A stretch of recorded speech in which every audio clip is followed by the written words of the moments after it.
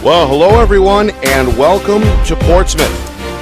Nick and Ask this Roger Howe with you. It's our Friday Night Lights New Hampshire game of the week.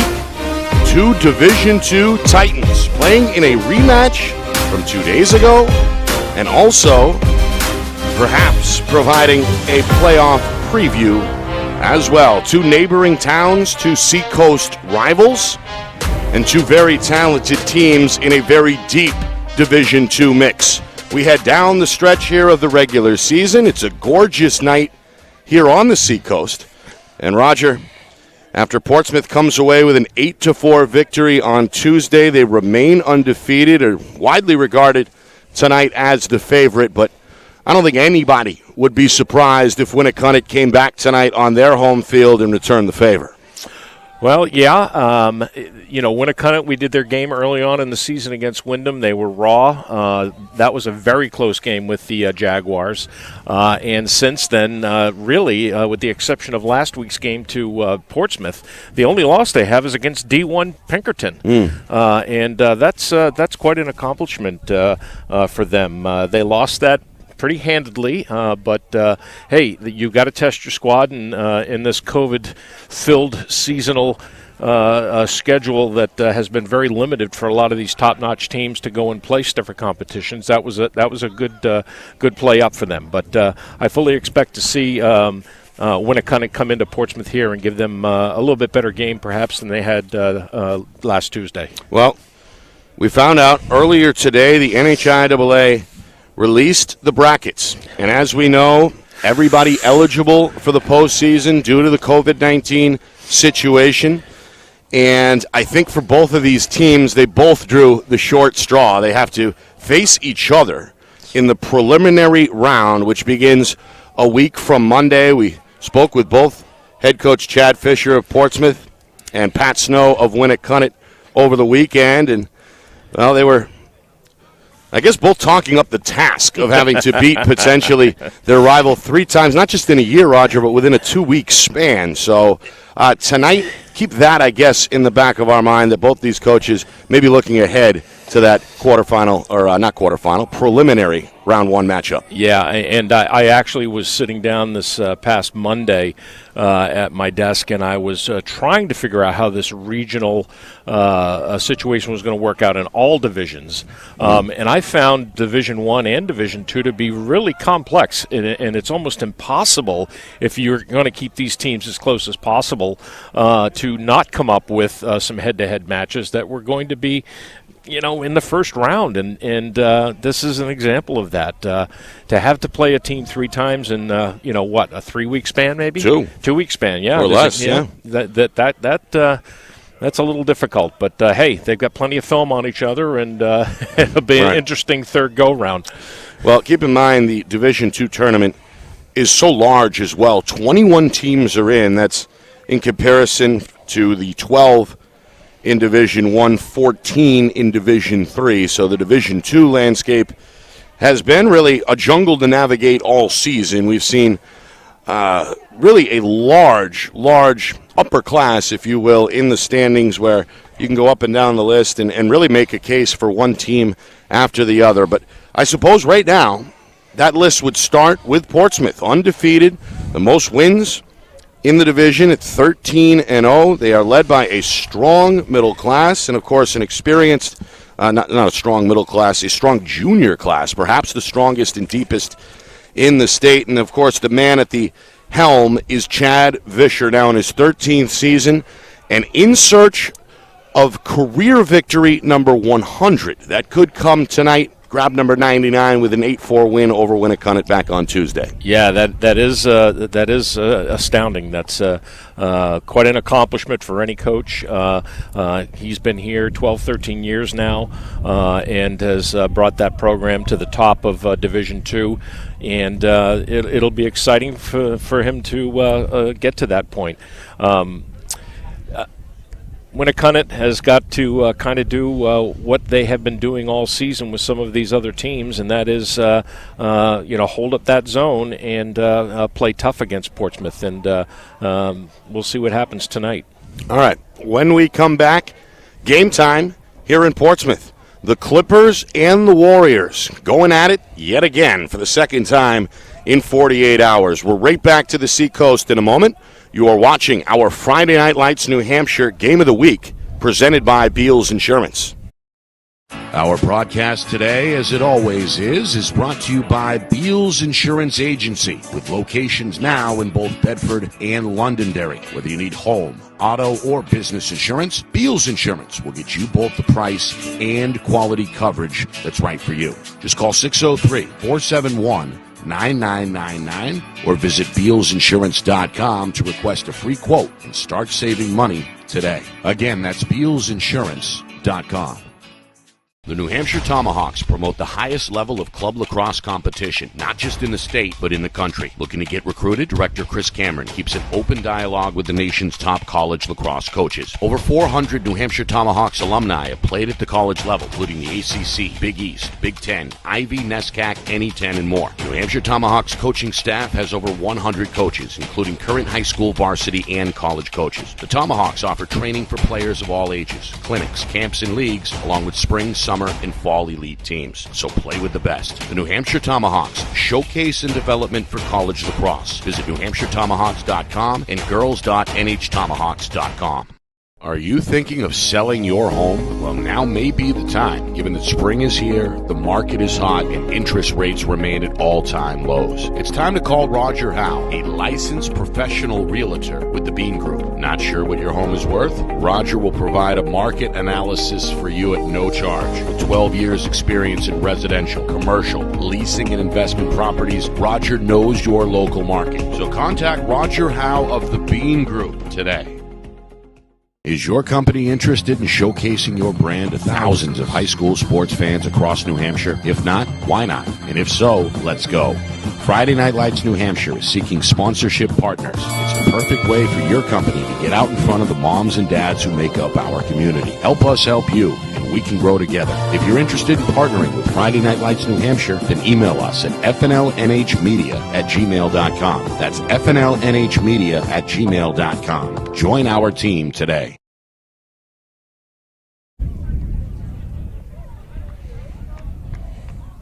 Back here in Portsmouth, Nick Anastas, Roger Brown with you. It's our Roger Brown. I'm going to stop doing that at some point. Roger Howe. Another dollar in the kitty for me. And welcome to Roger Howe to my left. And welcome to Tom Dobbins. Ready to rumble. In today's NHIAA as Winnacunnet and Portsmouth square off for the second time this week. They will face each other in the first round of the playoffs a week from Monday. Roger, your keys here as we get set for round two. Yeah, the keys are pretty simple here. Portsmouth has got to break the zone, even though we know that Winnacunnet has metamorphosized into a man-on-man defense occasionally during the game. And the Clippers have got to grind away and do what they do well, which is shoot from the outside and get the ball into their goal scorers like Mike Durkin, who had 3 goals the last game we did against Derryfield. Yeah, he looked good for sure. Part of that talented group of Clippers. Really, the backbone is the junior class, according to Coach Fisher.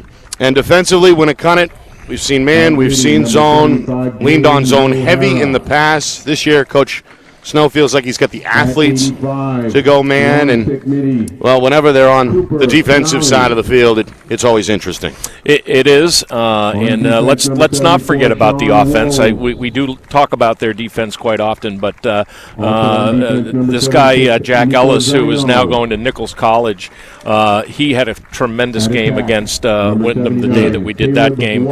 He came away with 4 goals, and he's a truck. He's a tractor. He's a big kid, hard to stop, and when he gets the ball in his stick, much like Drunzik did for Exeter, he bullies right through the defense. All right, here we have the introductions. Number 3, Michael O'Neill. Which they do a great job, by the way, here. I believe that's the athletic director, Tom Kozakowski, who is on the microphone here. And a growing crowd as well, restricted, unfortunately, due to the COVID-19 situation. But Portsmouth, they've turned out. The parents have to our left. Well, Winnacunnet, their JV team sticking around. That was a 1-goal game that we saw earlier. Yeah, that went back and forth, too. Yeah. On defense, number 12, Peter Wall. So a decent crowd, a nice night weather-wise here. We're in the upper 60s right now, but as the sun sets, the temperature is expected to drop. There is that seacoast breeze that we have to deal with here up at the top of the bleachers as well. Yeah, our cameraman John and I had a quick talk before the game here. We're getting set up, and we noticed that the wind was coming from the west, and of course we're facing east right now, and it's coming in our face, so it's turned right around, and we are getting a little bit of that seacoast smell coming our way. Yeah, the beach is what? 2 miles away? Oh, yeah, maybe. And you got wetlands all around you here, so yeah, for sure. We'll step aside for the national anthem.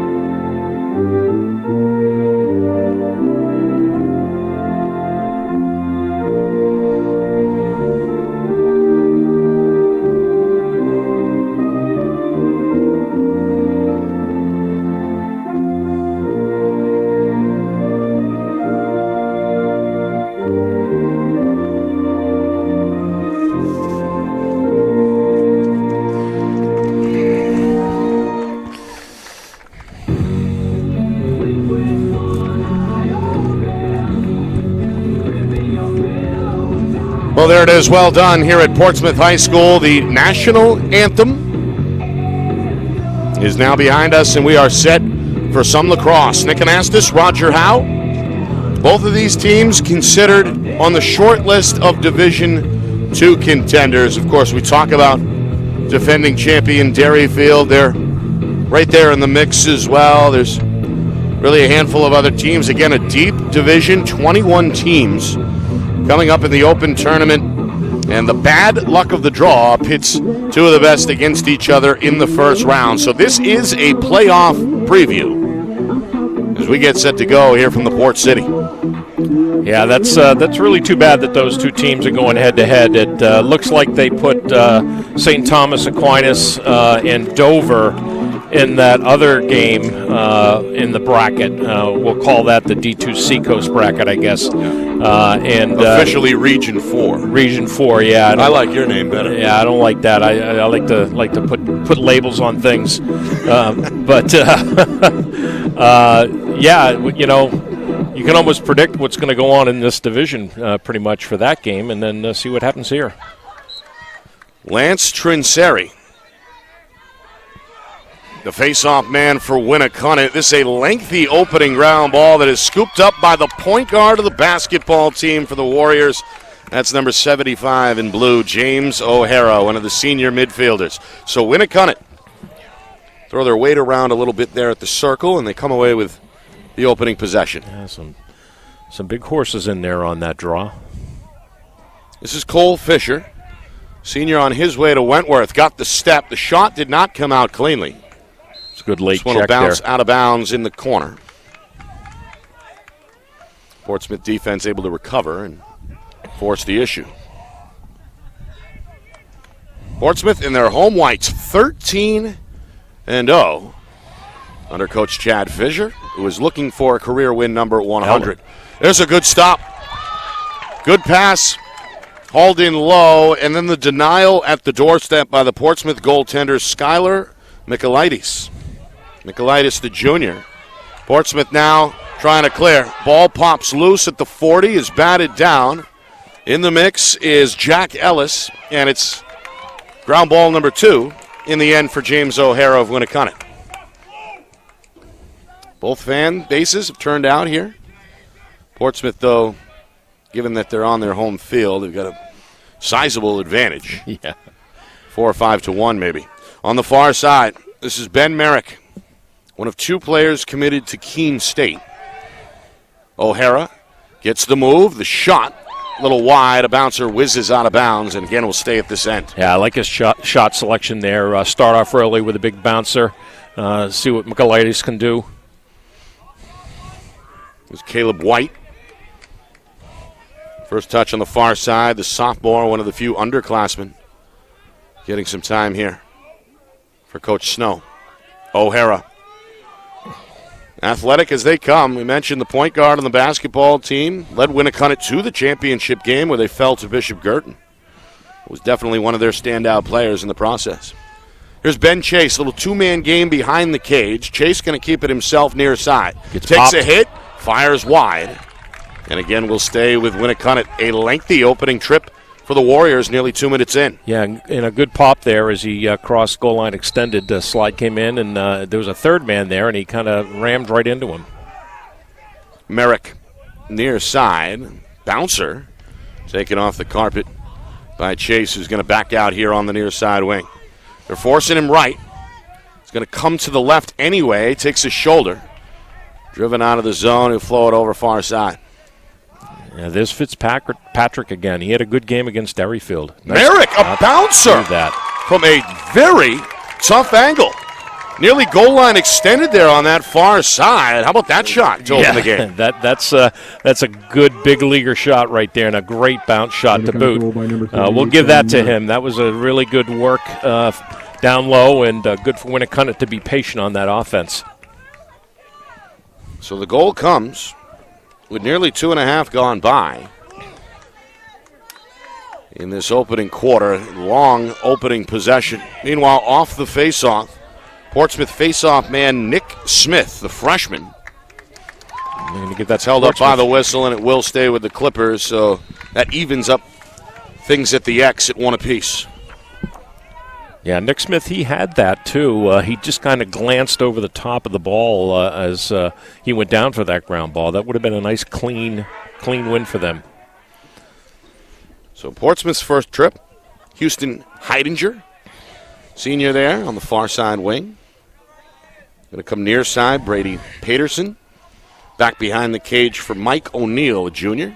Again, the junior class has received a lot of attention. Seems like in a year where statewide the junior class, as the shot goes wide. Great save there. Seems like statewide a lot of teams have relied on seniors and underclassmen, but Portsmouth has found that their strength relies with this junior class. They've played together for years. Zach Amend, one of the freshmen here, getting the look. Paterson, a sophomore, so they get some young players in the mix as well. Good bat. Batted down by the long pole. That's Cooper Kinnelly, junior defenseman for Winnacunnet. Kinnelly in pursuit of that ground ball, which ultimately ends up with Mike Durkin, the dangerous junior. Keegan Myers, a step, a shot, another denial. That's save number 2. Meanwhile, this shot is going to end up through the 5-hole. A flag flies as well. Looks like it's going to go against Winnacunnet. The game is tied at 1 as Carter Renaud, the goaltender headed to Keene State for Winnacunnet, made the initial stop but could not stop the second shot, which came in low and I believe went through the legs. So 1-1, nearly 4 minutes in. Yeah, that's going to be, I think it's going to be a late slash there on Cooper Kinnelly. Just he got behind the attackman and had to reach at him and got a late hit on him. But good goal there. That was a nice goal. Early start by the freshman Smith. And then an early restart by Lance Trincieri. And Trincieri told to go back to the 50, and now play resumes. Second trip for Winnacunnet. Game tied at 1, 4 minutes gone by. Opening quarter. Yeah, watch for Winnacunnet to just possess here, not try to do anything that'll disrupt the possession. It's Cole Fisher near side. Max Brown is the long pole defender. A second defender drifting as well, as Fisher makes his way all the way around the cage. Takes a hit, keeps on ticking. He's got some size to him. He does. Yeah, that whole attack does. Yeah. Here's Merrick. And brings his man to the corner. He's picked up by Max Brown. Yeah, this is where you want the ball right now. Right here, they're going to about to kill this. 10 seconds remaining on the penalty. White to the far side, being ridden by Peter Wool, another junior defenseman for Portsmouth. Back to even strength. Yeah. Into the zone comes O'Hara. The float a pass far side. Fisher given room by the defender. Now it's Brown who picks him up on the switch. Winnacunnet very patient. Scored their first goal after nearly a 2.5-minute trip. Eating some clock here as well. The cutter is finally there, but the pass broken up. Scooped up for a moment by the Portsmouth long stick, Henry Fitzpatrick. Clippers trying to clear now along the far sideline, and they will. It's Zach Amend. Amend now. Clippers with a 4-on-4, it looks like. Amend going to pass on a shot, going to come back around the near side, pump the brakes. Releases the ball to Ryan Patton. Patton's going to set it back to the middle of the field here for Myers, and Portsmouth's going to take a collective breath. Yeah, good clear there. Quick, upfield, up-tempo. Portsmouth did that very well against Derryfield, as we know. They had good athletes out there. Handed the Cougars their lone loss of the season a couple weeks back in Manchester. Shut out Derryfield in the second half to preserve a 5-4 win. Midway through first quarter, Clippers looking for their first lead on trip number 2. Smith's going to fire a long one. Renaud stopped it, sweeps it towards the corner. Going to roll out of bounds and stay with the Clippers. What a smart play by Renaud there. He knew he couldn't step out of the crease and take control of that ball and rake it back in, so instead he swiped it away and kept it away from harm. Seems some rubber here early on. Already 3 saves. Yeah, I can see him looking at his legs. He's probably been hit a couple of times already. Near side. Amend. Wants a running start here. Welcoming the challenge is Cooper Kinnelly, the defender. Yeah, they're playing man to Run him off a screen, a bouncing shot. Stop number 4 for Renaud. A quick outlet. Taken overhead by Kinnelly. Kinnelly going to come back middle of the field. It's Winnacunnet trying to deal with this impressive ride. The defender, Nico Zano, with a step. Collision Timeout. at midfield. A whistle and a timeout is called by Coach Snow. It's the first charged timeout either way, and it comes with inside of 5 minutes to go in this first quarter. Game tied at 1. Hey, give Winnacunnet credit. They've come out in a semi-zone to start, and now they've morphed right into man-to-man, and they're doing just fine with that. So it'll be interesting to watch this this whole change of what we've been used to seeing. Yeah, Portsmouth looks a little tentative out there with some of their passes and catches. They don't look quite sharp, but well, maybe the music will fire them up. Yeah, really, a little Loud for us up here, but I like the atmosphere. The music during the timeouts, the start of the introduction, of course, the national anthem, which unfortunately is no longer played everywhere statewide. Yeah, I think that's only the third school we've seen. Bedford I'm was not one, sure on the Exeter count. was. Bedford, yes, Yeah. but hopefully that'll change come the fall once this COVID-19 situation is in the rearview mirror. But either way, a good job by Athletic Director Tom Kozakowski and his staff.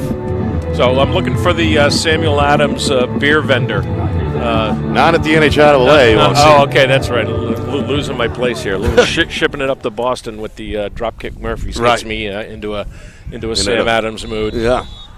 All right, far side. We restart out of the timeout. Winnacunnet, their third possession.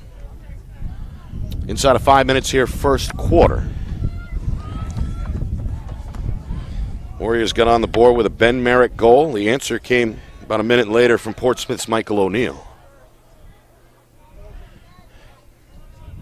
Trying to bull his way far side. Fisher trying to maximize his size.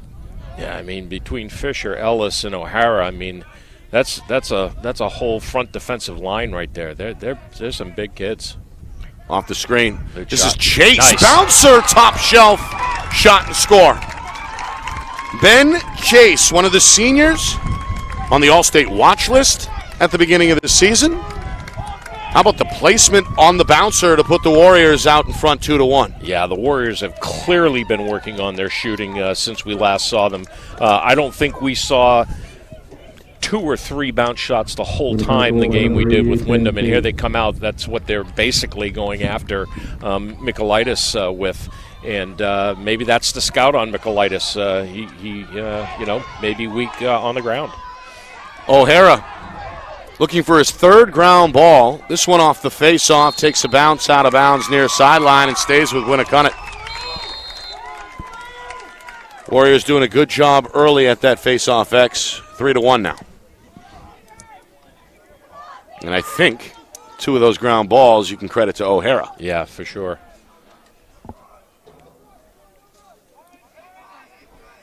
Clippers defensively communicating here. We've seen the lengthy trips early on in this first quarter from the Warriors as we head towards 3.5 minutes. Far side pass, off target. Ground ball up for grabs. A 4-man scrum along the far sideline, making a 7-man melee. Picked up eventually by Cole Fisher. Winnacunnet is going to turn it over, though. I think he stepped out of bounds there. He must have. I didn't see any infraction otherwise. Ooh, picked. Intercepted. Good defensive read there by Levin McCann. No, that was Cooper Kinnelly. Flag flies. Yeah. Second penalty of the game. And you're right, Roger, a trip on the way. Yeah, Ingerson, he went to check Ellis' stick and just kind of lost his balance a little bit and fell forward. Didn't fall forward, but hit Ellis while he was going forward. So Owen Ingerson, one of Coach Vischer's top defenders. One of the senior leaders down on his right knee in the penalty box. Let's see what Winnacunnet can set up here in their EMO. First EMO of the game. They've got a 2-1 lead. We're inside of 3 minutes first quarter. Pass on the shot. Bounce. Save. Loose again. Swipe towards the corner, and O'Hara's there on another ground ball. I like that EMO, the way it started. It started quick, started on the corners with a rotation, came right up to the odd man who was up at the top and almost in a cut position. Great save by Michaelitis to foil the plot. Absolutely. Ellis, you can hear Coach Vischer yelling, tighten up to that defensive unit. There's a sweeping shot. Knocks the goaltender down, flies into the woods behind the track. Just to give you an idea of what Jack Ellis is working with over there. 2 minutes. Ellis again. This time passes on the shot. Fisher wants one. A laser knocked down. Michaelitis looking for it. And he's protected by the crease. Another good stop by Michaelitis. Good goaltending Both ways here to begin the game. Yeah, 4 saves for Winnacunnet. And Nice 3 pick. Portsmouth. Intercepted up ahead. Bouncer is too high and out of play. That was Caleb White on the doorstep. That's the 3rd release out of his stick I've seen go not where it should have. He's got something going on with that stick. He had a pass earlier that went literally right in the ground, 5 yards in front of him. Even strength with 100 seconds remaining. First quarter, Winnacunnet. They've looked good. Trying to avenge an 8-4 loss against the Clippers from Tuesday in Winnacunnet. There's the extra pass, and there's the finish. Ben Merrick, his second goal. It's that extra pass that makes it work. Too close for Michaelitis to stop this time, and Winnacunnet's out in front 3-1. Sweet movement there. Just great lacrosse right there. Pull the defender up to the ball. Nothing on the inside. Beautiful play. The assist to Caleb White. Merrick, his second goal. Comes with 1:25 to go in this first period. Undefeated Portsmouth, trailing 3-1. The freshman, Nick Smith, going to draw a penalty after winning the faceoff. Good play by the youngster. Portsmouth going to settle in here with the flag still on the field at the 35-yard line.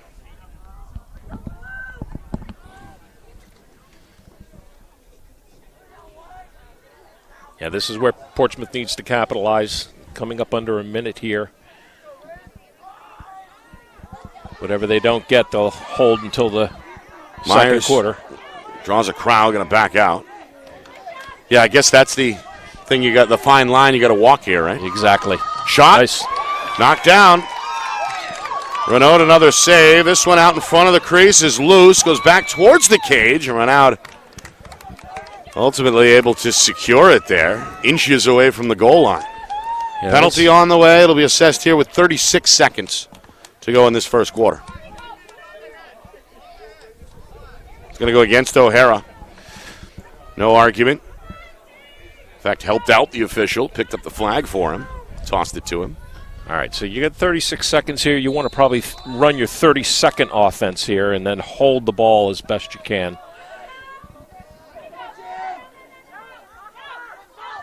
Near side.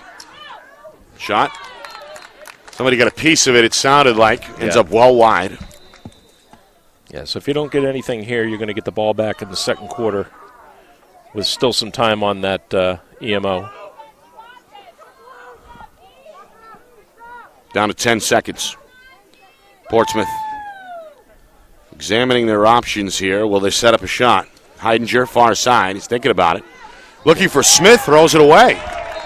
Goes out of bounds, I believe at the buzzer. Zeros on the scoreboard. No horn from upstairs. Oh, yeah, we're going to get the refs here talking. I saw 0-0 on the clock as that ball went out of bounds. At the end of the first quarter, Yeah, there it is. Yeah, that's probably the worst thing you want to see happen if you're Portsmouth. Now you got to face at the start of the second. That whole EMO there, just when they got their second chance on it, they just waited too long. All right, quarter number 2. Good start from Winnacunnet here in Portsmouth. Right back in a moment. You're watching the Friday Night Lights New Hampshire Game of the Week, presented by Beals Insurance.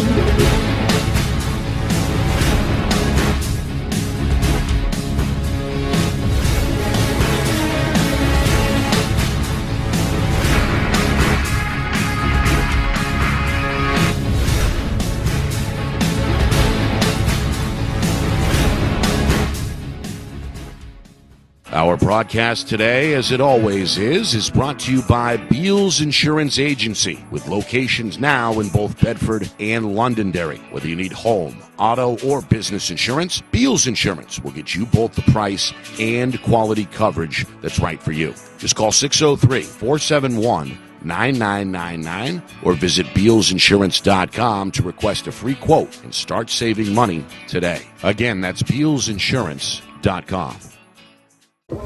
Thank you. Back here at Portsmouth High School, Winnacunnet.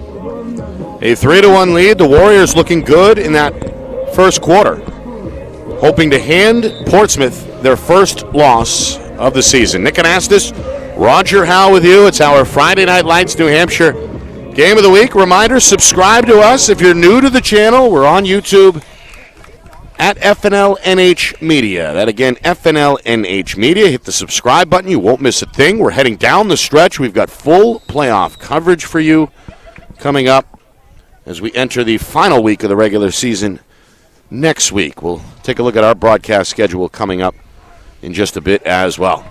Meanwhile, EMO continues for Portsmouth. They had to take the face-off after the turnover there late in the quarter. Another ground ball for Winnacunnet, a shot and another stop for Winnacunnet. Skylar Michaelitis, he's looked good, the junior, racking up a handful of saves already. However, Portsmouth has really had trouble with this Winnacunnet clear here, Roger. Yeah, they have, and overall they've had trouble just keeping the ball in their stick. And a lot of turnovers in that first quarter. Yeah, for them, abnormally high for them. Again, Portsmouth 13-0. Head coach Chad Vischer looking for his 100th career victory tonight. But I think more importantly, he'd like to see his guys play well here, win or lose. All right, another broken up pass and another ground ball for Winnacunnet. Sean Wools, junior defenseman, to the rescue. And he throws it away. Yep. Turned over, the freshman in a full sprint here. Nick Smith for Portsmouth. It's the face-off guy as well. He's got Fisher right on his right shoulder, and now a little separation there on the far side wing as Portsmouth gets set on the attack. Back to even strength, minute and a half gone by already in this second quarter. Yeah, Portsmouth needs to settle in here. They need to run a couple of their sets. Feel good about what they're doing out there with their sticks and their skills. Need a good quality possession here. Their lone goal in that first quarter came about 4 minutes in from Michael O'Neill, the junior. Able to secure a putback near the cage. You know, I'm really loving this man-on-man defense that they're playing. There's another one that comes out of his stick poorly. Yeah. Good defense there to force it, I think. Zach Amend. We talk about that Warrior defense for years. Under both head coach Pat Snow and his predecessor, a lot of zone cozy mixed in, but coach feels like he's got the athletes this year to play more so man than zone. They force one here. Smith lost it. Picked up by Max Fowler, freshman defender. A dangerous pass near the cage, secured though by Rhino. Rhino's going to go behind the cage, looking downfield. Throws one all the way down the middle to the opposite 40. This one wildly ends up out of bounds on the far side. Yeah, I don't think that was his intent. He was looking at Cole Fisher right at the 50 and just sailed over him. Another long pass, broken up, ends up with Winnacunnet. Good effort by Durkin for Portsmouth, but couldn't secure it over his head. Ellis now makes his way all the way to the near side corner for Winnacunnet. Being harassed by the long stick, Ingwerson. Takes a run to the far side pole, pumps the brakes, comes back near side. White for Merrick. And now up top here, a touch for Tyler McCann, junior midfielder. I think seeing his first action here, number 80 in blue. Yes. Yeah, we haven't seen his number out there yet.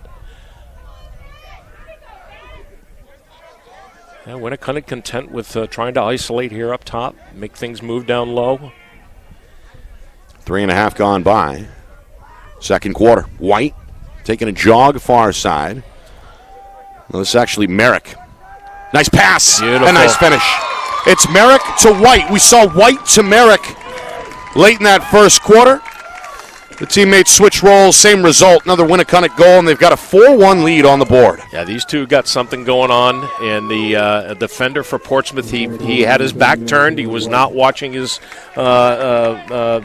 man with a swivel on his head, and next thing you know, the ball's in the net. Winnacunnet looking rock solid here on the road, a 4-1 lead. Yeah, those two definitely have got some synergy. I'm looking back at the other card we had on that other game with Wyndham, and they connected there too. Merrick, the senior. White, just the sophomore. Now, White had 3 goals in that Wyndham game, and he had 1 assist from Merrick. That was a Winnacunnet win on the road at Good Wyndham. rip. Shot, score. Heidinger. Good rip. Type of possession Portsmouth needed. A quality shot. They put an end to a 3-0 Winnacunnet run and cut the gap back down to 2 at 4-2. Hey, the Fogo Smith's going to love that. He gets the big apple on that. And a good cross-box feed down low. Good goal. Houston Heidinger, senior attackman, makes it now 4-2. Comes up with the answer just 24 seconds after the Caleb White goal for Winnacunnet. Yeah, and Heidinger figured in, he had 2 points in that Derryfield game. He had a goal and an assist. Loose ball, ground ball, ends up with guess who? O'Hara. Been a ground ball factory here. Nice pass, middle, shot low, and shot, score. That's Jack Ellis. Released it low, it ended up low. Pumps his right arm after the goal. Winnacunnet a quick answer, they're back up 3-5-2. Yeah, O'Hara makes a great pass inside to Ellis, and Ellis knows how to change planes, and he has refined that little bit of a drop type shot where he looks like he's going to shoot high on the run, and then he just drops his hands and gets a nice low ball shot down low. Good play. So 3 goals in 40 seconds. Yeah. All in all, as Ellis' score, his first goal of the game comes just, 16 seconds after Heidinger's. Portsmouth needed this one. They get it.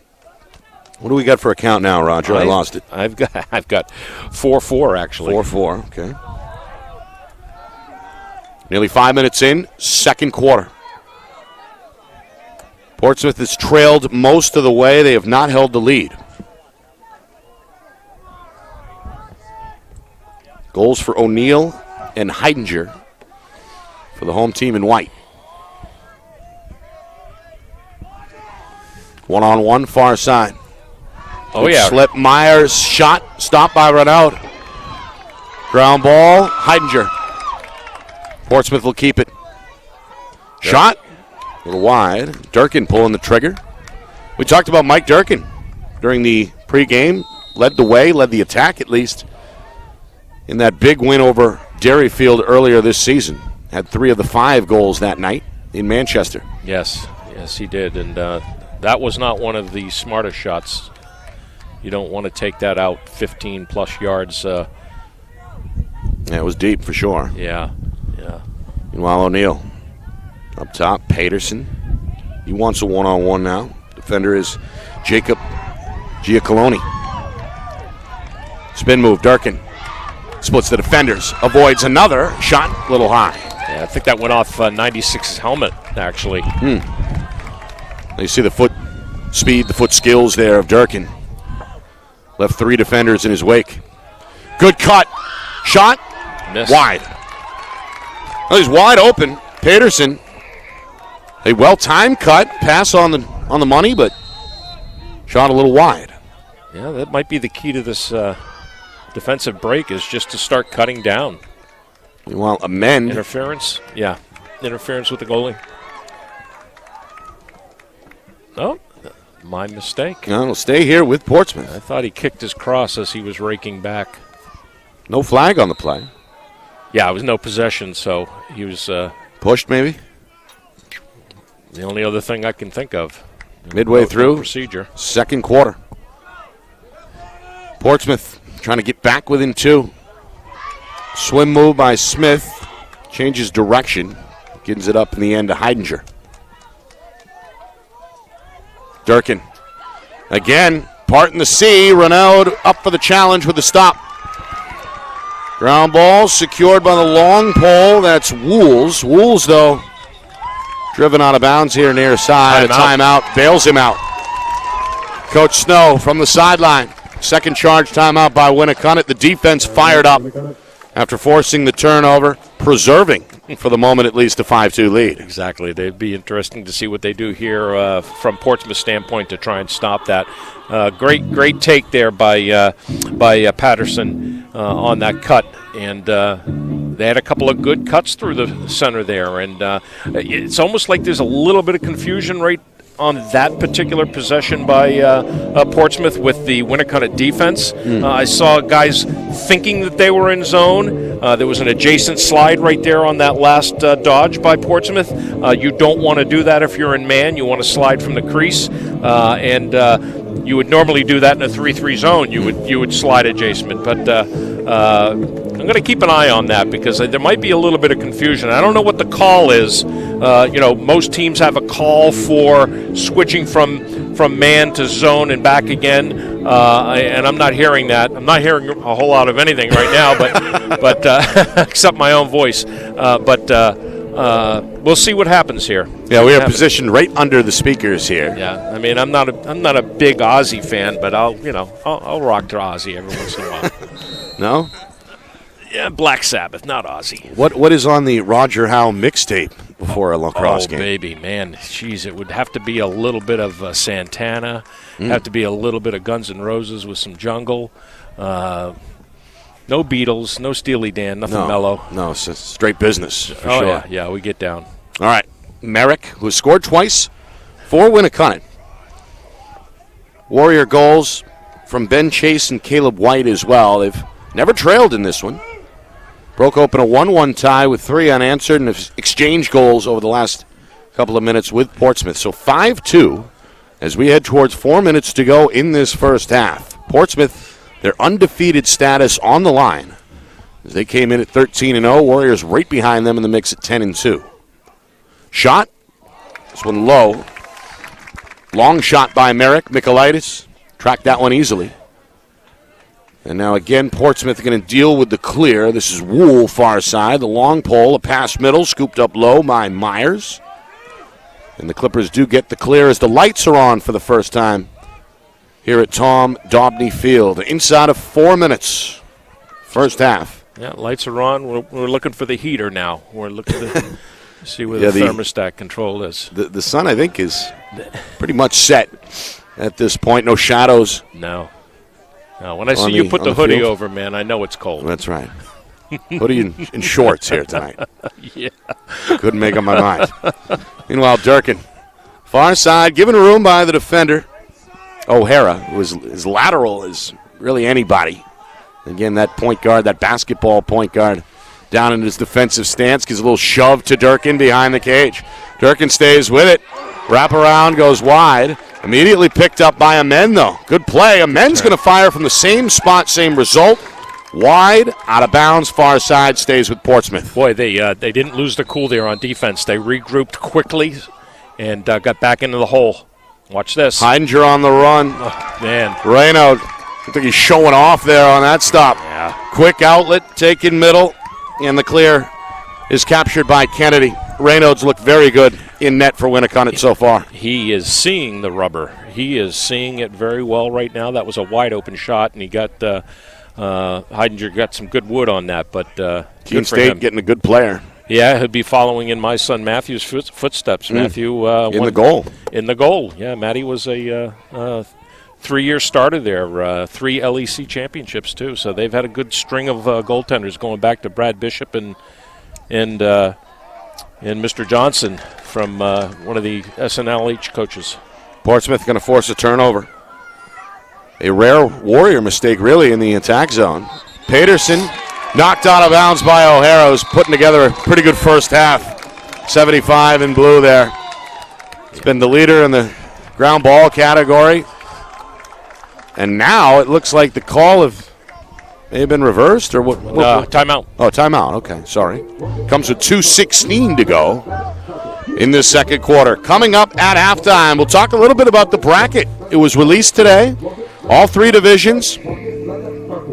And unfortunately for both of these teams, 2 of the better teams, frankly, in Division 2, they have to meet in the preliminary round, the first round, which takes place a week from Monday. So this is a playoff preview, and we'll take a look at the entire bracket coming up at halftime. By the way, a big girls-boys doubleheader for you on Tuesday here on FNL NH Media. Friday Night Lights New Hampshire will be in Derry.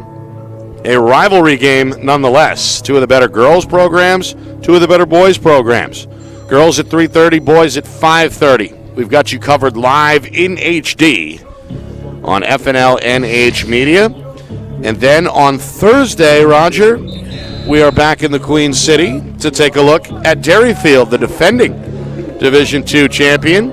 Winnacunnet trying to sharpen their sword as well with a really tough late regular season schedule. You throw Exeter in that mix, right? 2 with Portsmouth this week. Derryfield really challenging themselves heading into the postseason. Yeah, and before the game tonight, our cameraman John and I were looking at the schedule ahead and trying to figure out what games we would prefer to do, and both those games are the ones we picked. So perfect. That'll work for me. All right, here we go. Portsmouth, they've trailed most of this first half. They've never held the lead. And as we approach 2 minutes to go, they're down 5-2. How important is a goal here, Roger, in the final 2 minutes for Portsmouth? It's huge in my book. In fact, I'd be running things almost like an EMO and get some movement quickly. I would try to get 2 to pop here before the half. Durkin gets to step on the defender. Slide comes over, though, and forces it loose. Ground ball still up for grabs. No, Winnacunnet has it. It's Kinnelly. The junior defender has played well in this first half. He's going to launch a pass on the run. It's taken in overhead for the clear. That's Fowler. Now up ahead. Spin move. This is Chase. Shot denied by Michaelitis. Great sequence. Pace picking up here with 1:20 to go, first half. Portsmouth clears it the other way. Amen. At the 30, going to slow it down. Defender right on his heels. That's Zano. Zano going to drive him all the way to midfield. This guy's got game. I've been watching him from the LSM position. I like it. Hounding him with that long stick, and Amend ultimately forced to get rid of it. He reminds me of Dustin from Pinkerton very much. Same body. Yeah. Kiyoshi Dustin, the senior. One of Pinkerton's better defenders. Final 40 seconds. Portsmouth, again, looking for that pickup here, heading into halftime. Amend denied by Reynaud. Can't find the ball. Ultimately has to leave the crease to track it down. Spin move, Zano. Nice. Lost it. 2 defenders on him, including Heidinger. Heidinger had trouble locating the ball, however. And ultimately it's back with Winnacunnet's Sean Wools. Wools runs into trouble at midfield. And now Portsmouth has it as Heidinger. They got to push. Able to secure. Clock ticking down to just 5 seconds. Heidinger going to launch. Reynaud puts an exclamation point on the first half with another save for Winnacunnet. The Warriors on the road, looking very good halfway through. A 5-2 lead on the board here against undefeated Portsmouth. Wow, you could see the tension on both teams there for that last 40 seconds or so. Nobody wanted to make a mistake, but everybody was making a mistake. And next thing you know, nothing happens on either end. Great pass there by who was that? Sean Wools on the Canale cross field on that clear. Perfect look, nice clear. Yeah. Well, we'll take a break, come back, recap the first half, preview the second, take a look around the state. A lot of games tonight across divisions. We'll get you a scoreboard update and also a playoff preview. A look at the tournament brackets which were released earlier today by the NHIAA. A lot to get to in just a moment. Right back to the Seacoast in a moment. You're watching our Friday Night Lights New Hampshire Game of the Week, presented by Beals Insurance.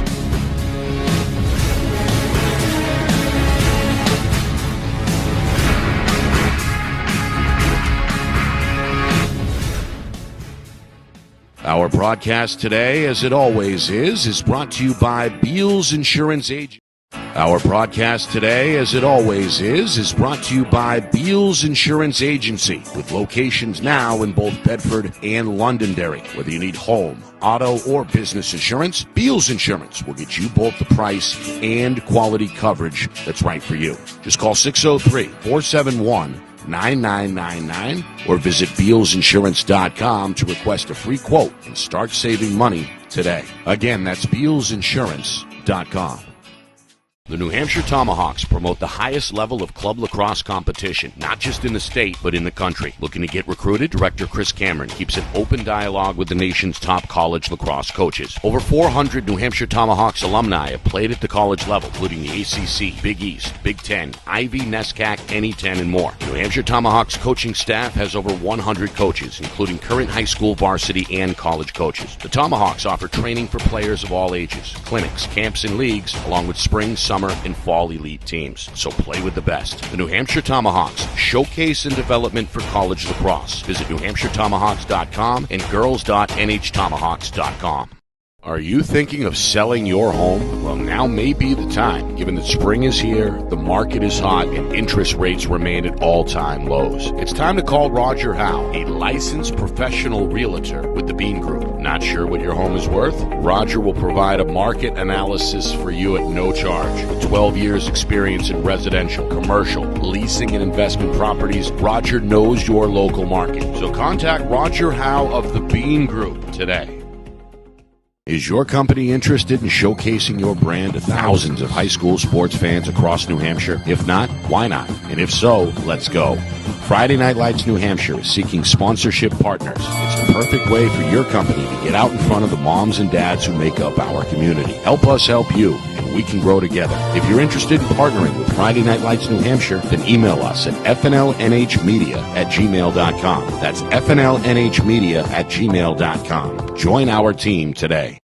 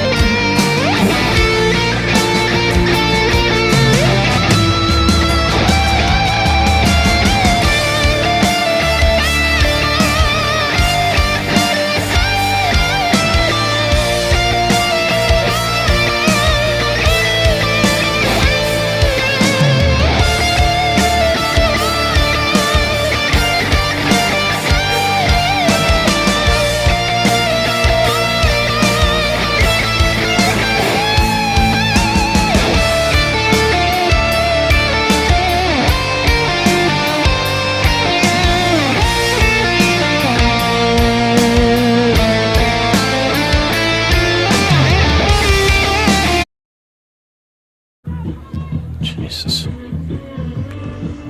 All right, back here at Portsmouth. Halftime, a 5-2 lead on the board for Winnacunnet. Portsmouth, 13-0, coming in danger of suffering their first defeat. Winnacunnet got on the board first after a lengthy opening possession. Ben Merrick, first of 2 goals in that first half, gave the Warriors the initial edge. It was answered just over a minute later by Portsmouth's Michael O'Neill. Then 3 unanswered by the Warriors. Ben Chase, number 2 for Ben Merrick, and then Caleb White on a nice pass from Merrick. Gave Winnacunnet a 4-1 lead early in the second quarter. Portsmouth's Houston Heidinger, a moment later, in fact, 24 seconds later, scored Portsmouth's second goal to make the gap 4-2. Jack Ellis, though, an answer 16 seconds after that. And then we're scoreless over the final 7:40 of the first half. So 5-2 Winnacunnet. They're looking to avenge an 8-4 loss on their home field back on Tuesday. And, of course, this also serves as a playoff preview. The unfortunate luck of the draw pits these two teams against each other in the upcoming first round. Yeah, and you had a better look at this than I did before the game, and I looked at it much more closely, especially Division II, and my jaw just drops. I don't understand a lot of what they're trying to do here, other than participation trophies for some of the teams on the low end. I'm not sure, but hey, we got a good game going on here. Winnacunnet's already scored 5 goals, right. 1 more goal than they scored 2 days ago. They seem to be controlling the offensive play a little bit more than perhaps they did on Tuesday. And a little bit of a Donnybrook there for the last couple of minutes of that second quarter. But I fully expect that Coach Fisher has told his boys, listen, you got to calm down and play your game. A lot of shots that they were taking early there, or taking, were not the quality shots that we're used to seeing them take. He needs to get these guys calmed down and focused. Well, Winnacunnet has also had some outstanding goaltending. Yeah. As their goaltender, Carter Renaud, has stopped 10 of 12. Senior headed to Keene State. And, of course, on the ground ball side of things, the defense has been very good. The senior midfielder, James O'Hara, has come up with 4 or 5 himself. So, really in all phases, I'd imagine head coach Pat Snow has got to be pleased.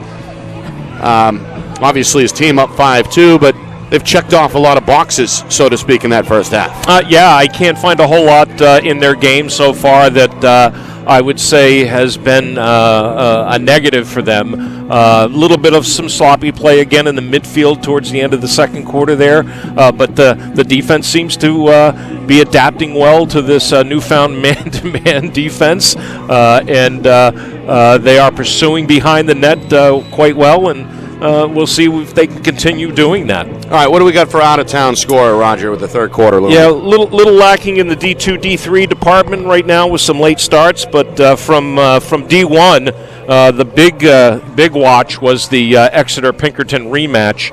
That was at Pinkerton this time, and it was a final is 9-7 there. Exeter winning. Exeter winning, yeah. Exeter wins another second 2-goal game. Yeah, we saw them Tuesday night on their home field. They defeated Pinkerton 12-10. They get it done tonight in Derry 9-7. All right. Face-offs even in that first half, 4-4. Winnacunnet wins this one. O'Hara is going to make a move down the near sideline and hand it over to the attack as Caleb White sets up from behind the cage. Warriors a 5-2 lead, 10-2 on the season. We mentioned they lost on the road against at home against Portsmouth on Tuesday. 8-4 was that final. Their only other loss was against Division I Pinkerton. So this team, about as good as anybody. And again, just to compound on your point, Roger, about the upcoming open tournament, again, 21 teams in Division II. Everybody eligible due to the ongoing COVID-19 situation. And the matchups literally, I think, picked out of a hat. As we see some teams that have losing records get byes in the first round. That was all predetermined luck of the draw. And unfortunately for both of these teams, they have to meet in the first round. Again, the 4 regions of that Division II tournament are all based on geography. Right. So we knew that they would match up at some point in that so-called Region 4, or the Seacoast region, as you like to call it. I've heard it deemed a pod as well. But either way, I guess the way you have to look at it now that the situation is what it is, you got to beat the best to be the best. Yeah. Anyway, right, no matter what the round. You do, but I mean, you don't want to see the Yankees in Boston in the first round of anything, the equivalent thereof. But we'll decide. Well, I'm sure you and I will both have more to say about this the next game once we've deciphered the other two divisions. Meanwhile, Winnacunnet, a lengthy opening possession.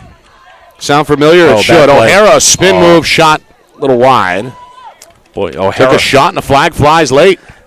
Durkin lost his stick and I think stayed in the play. Yeah. Which cross-check. Is going to draw the flag, a cross-check here against the junior. No, it's not going to be a cross-check. No? He was motioning over to Coach Fisher what he did with his hands, apparently, which is after he dropped the stick. After he dropped the stick, okay. and it's a procedure penalty, so it's only going to be a 30-second technical. Also, is taking a look at his left knee there. He took a shot, maybe on that left thigh.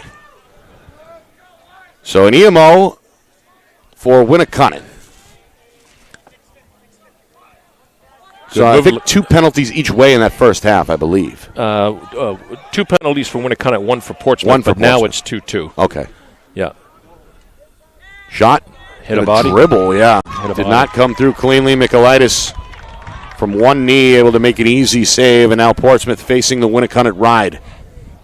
Yeah, they actually had a better shot with James O'Hara in the beginning of that EMO. He should have taken a shot, but he passed it down.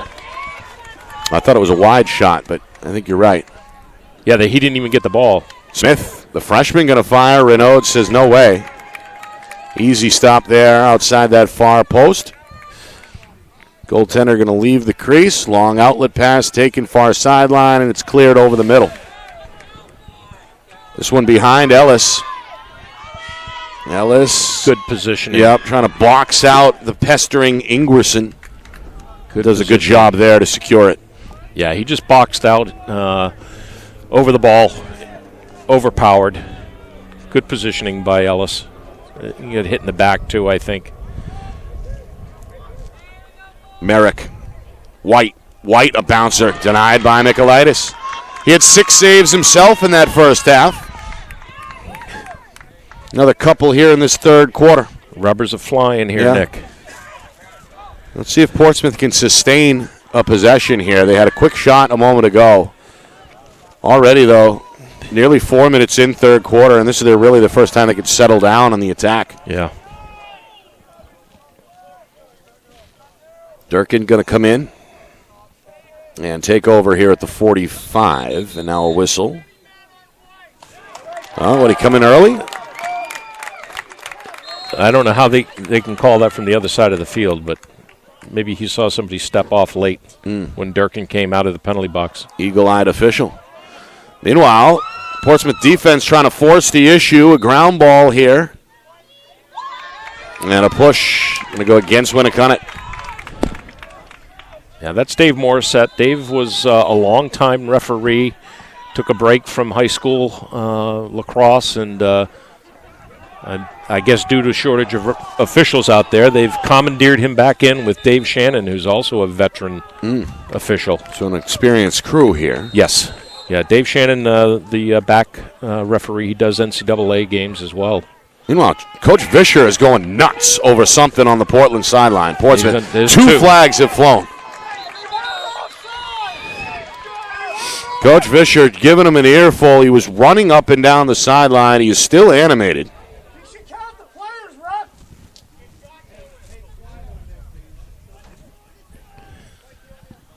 Lock. Okay, so one is for unsportsmanlike, so he's going to get probably a 2-minute lock because there were 2 flags there. A rare penalty against the coach, right? Yeah. It does not happen too often. First time we've seen it this season. Yeah, I can remember my coaching days not getting one, but coaching with a certain head Flair. coach that had a knack for getting a little bit upset every now and again. Okay. But usually it was justified. I'll give Coach Gerard credit. I didn't know if you're going to use his name, but okay. Well, if he's listening, he knows what I'm talking about. Yep. Very good coach.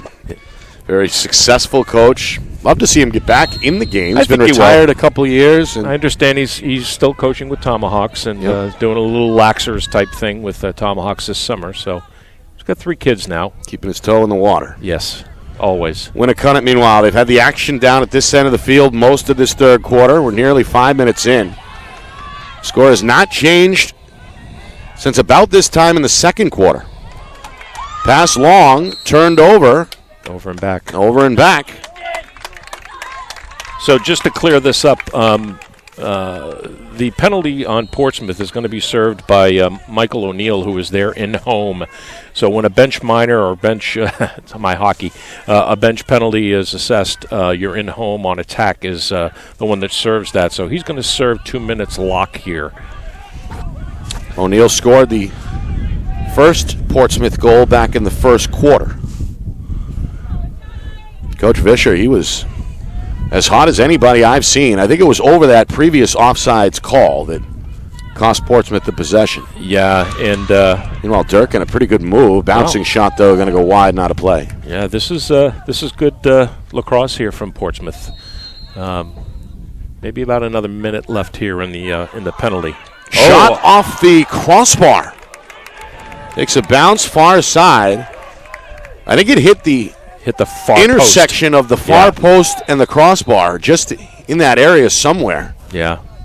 An inch or so away, and that's a goal for the Clippers. Yeah, official Tim Bethke will admit that I am an expert on that. And I do not doubt it. Meanwhile, Ament able to cycle through along the near side, finish upstairs, and Portsmouth ends a lengthy drought. They had not scored since inside of 8 minutes to go in the second quarter. They get one here midway through the third to cut the Winnacunnet lead back down to 2. Yeah, and I mean that's a huge goal. To get a goal here when you're 3 goals behind and you're man down, that's just huge in this game. Yeah, man down goal, you're right. From Zach Amend. Freshman, Rogers. Played well. Yeah, we've mentioned his name several times in the games that we've done. So the penalty sticks. There should be only 2 Portsmouth Clippers on the face-off here, which there are. And I don't know what the discussion is about. This is pretty clear to me. Meanwhile, an ongoing dialogue between the 2 head coaches, Chad Vischer and Pat Snow. Yeah. Still jarring a little bit, smiling and laughing. Yeah, it's jovial anger. Yeah, it's a rivalry game. Yes, it is. That was a big goal. I mean, Coach Snow knows it. That could turn the momentum right around here. I mean, you talk about having a deficit and also being shorthanded. That's a big deal. Well, Portsmouth not used to playing from behind. 13-0 coming in. Playing maybe with a little bit of a sense of urgency. Still a long way to go here, midway through the third, and they get it. They'll get that one. Face-off X even at 5 as the freshman Nick Smith comes away with another.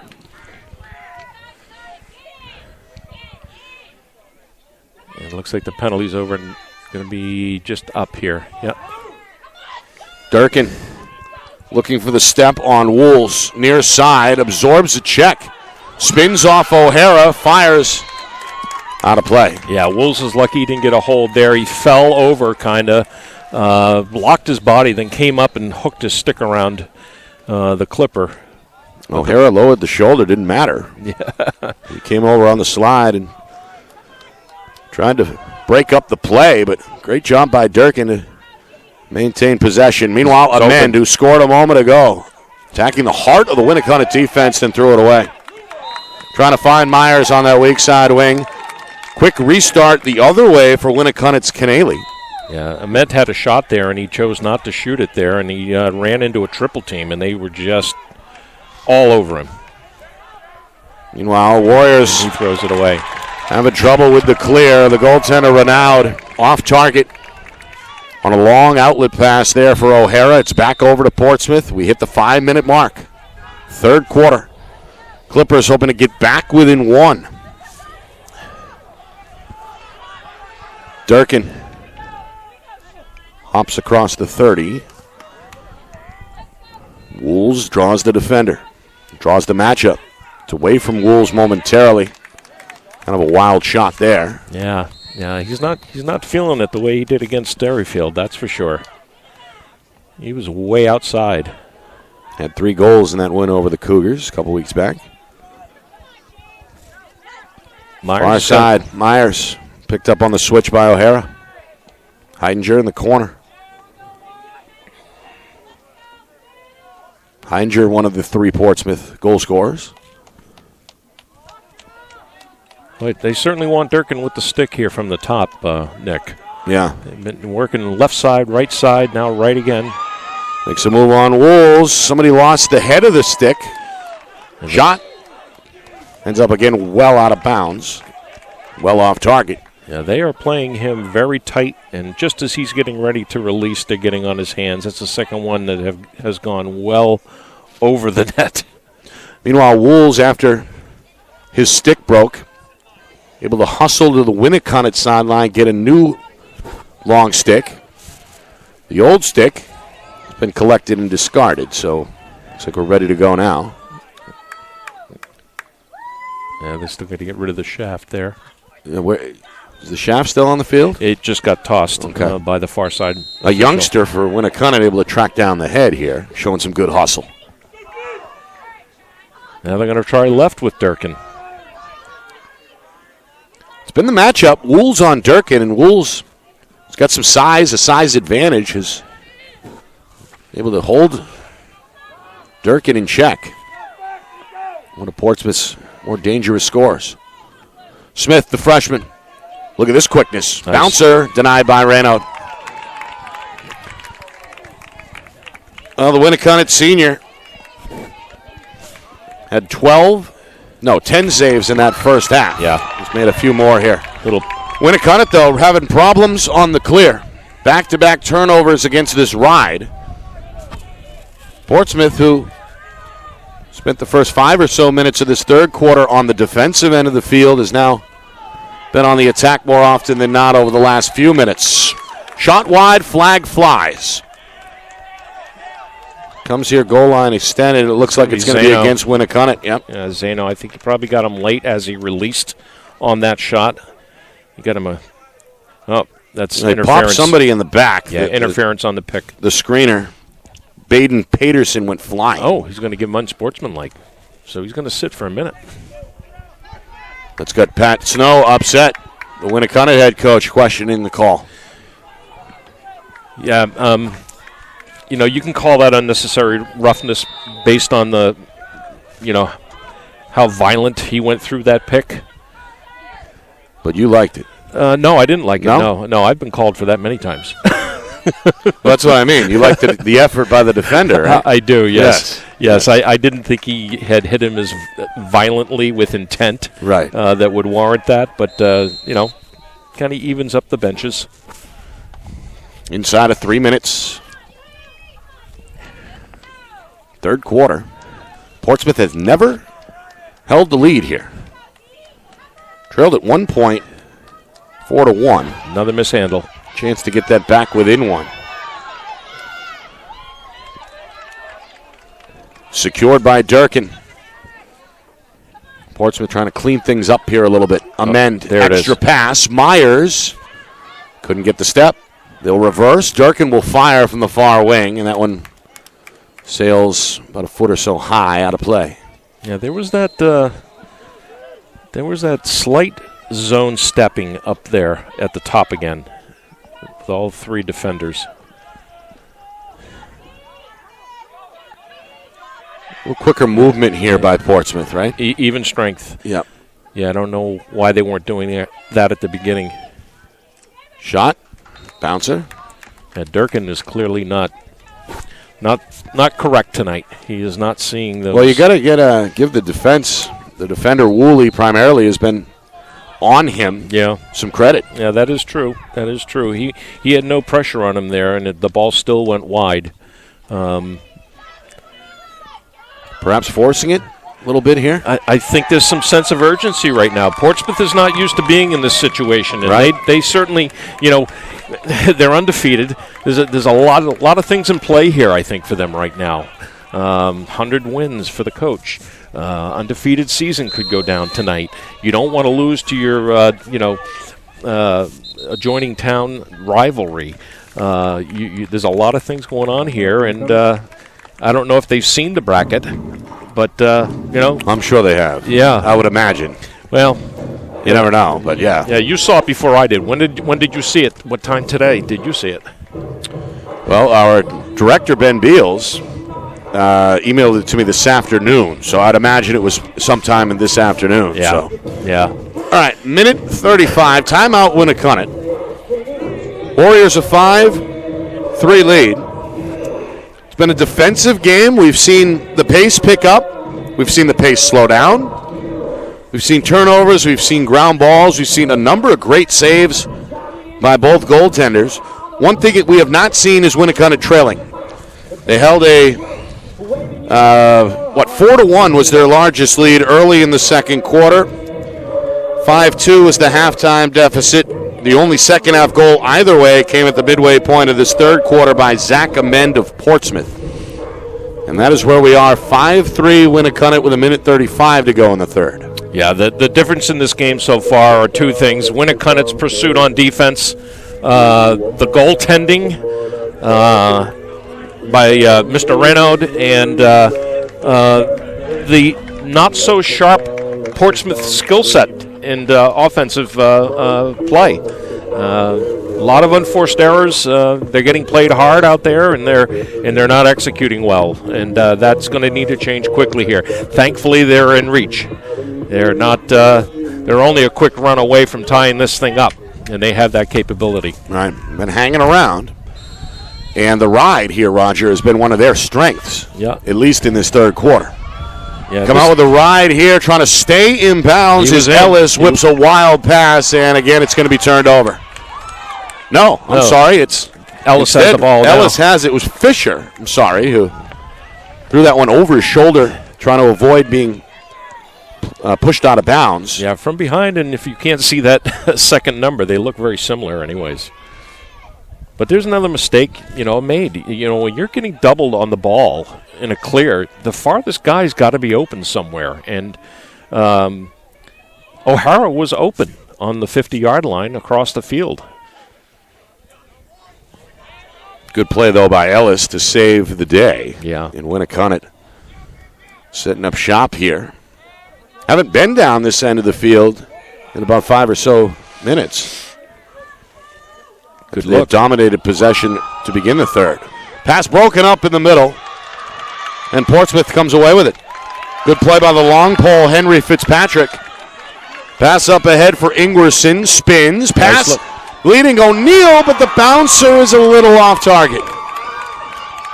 Stays inbounds in that far corner as Heidinger gets to it for Portsmouth. Yeah, good clear there. Great clear. Set up the shot, but was not meant to be. Ingwerson drew the defender and found an open attackman. Amen's shot whizzes to the right of the goaltender, Renaud, and out of play. O'Neill gets set to restart with 1 second to go in this third quarter. That'll do it. We've played 3 here in Portsmouth. Will the Clippers suffer their first defeat of the season? Or will they hand head coach Chad Vischer his 100th victory and improve to 14-0? We begin to find out next. Fourth quarter on the way. You are watching the Friday Night Lights New Hampshire Game of the Week presented by Beals Insurance.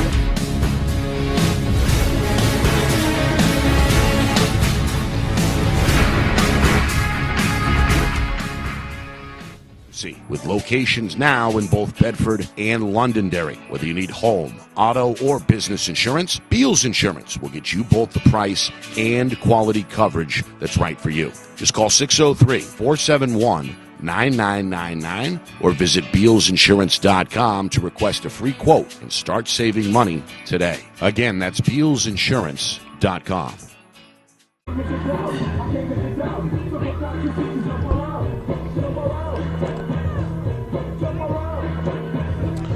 Back here in Portsmouth, we get a look at Chad Vischer, the Portsmouth Clippers head coach, hoping his club can erase a 2-goal deficit over the final 12 minutes here on their home field to remain undefeated. It would also be a milestone for Coach Vischer.